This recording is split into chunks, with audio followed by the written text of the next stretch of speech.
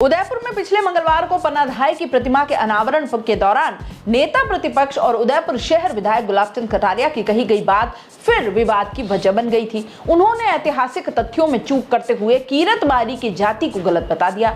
इतना ही नहीं, दूसरी जाति बताते हुए भी उन्होंने असंसदीय शब्द का उपयोग किया।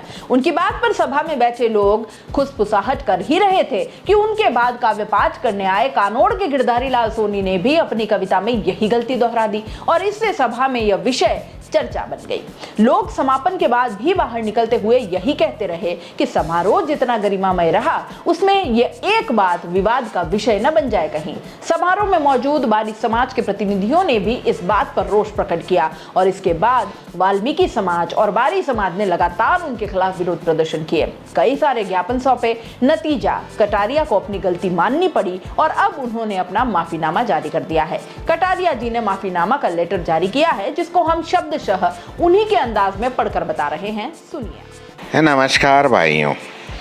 उदयपुर में पन्नाधाय उदय सिंह एवं चंदन की मूर्ति के लोकार्पण के समय पन्नाधाय एवं चंदन की बलिदान को तो हर व्यक्ति जानता ही है, लेकिन उसके साथ मैंने कीरत काका का जो उदय सिंह जी के टोकरे में रखकर झूठी पत्तलें डालकर उन्हें सुरक्षित महल के बाहर ले जाने का कार्य किया है, वह वास्तव में मेवाड़ के स्वर्णिम इतिहास के रूप में जाना जाता है। मैंने भी कीरत काका का वर्णन करते समय जो शब्द उपयोग किए वह मेवाड़ में गाई जाने वाली कवि निरंजन मासूम की कविता पन्ना का बलिदान, जो कि वर्षों पहले लिखी गई थी, वो गाई जाती है। उसको अभी तक कहीं भी किसी भी स्तर पर विरोध नहीं होने के कारण मैंने उसी के आधार पर कीरत काका के लिए जिन शब्दों का उपयोग किया वह वास्तव में बारी समाज के संपूर्ण जनमानस को उद्वेलित करने वाला है।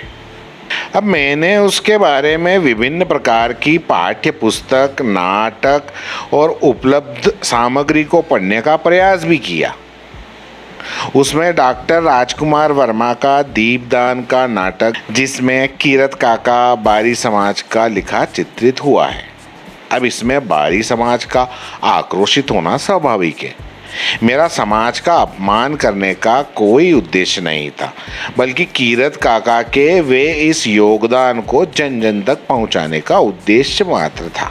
अतः मेरे द्वारा कीरत काका के साथ में प्रयोग किए गए शब्दों के समाजजनों को जो पीड़ा हुई है, पीड़ा जो पहुंची है, उसके लिए मैं क्षमा प्रार्थी हूँ। और आप सबसे आग्रह है कि इस कविता के लेखक निरंजन मासूम, जो कि अब इस दुनिया में नहीं रहे लेकिन उनकी कविता में आज भी लिखा हुआ है, उसे भी ठीक करना मेरा और आपका दोनों का दायित्व है। आपका गुलाबचंद कटारिया। इस गुस्ताखी के लिए हम पहले ही माफी मांग लेते हैं अगर बुरा लगे तो, वरना कटारिया जी की भावना अच्छी है और अब ये मामला इस माफी के साथ खत्म हो जाना चाहिए।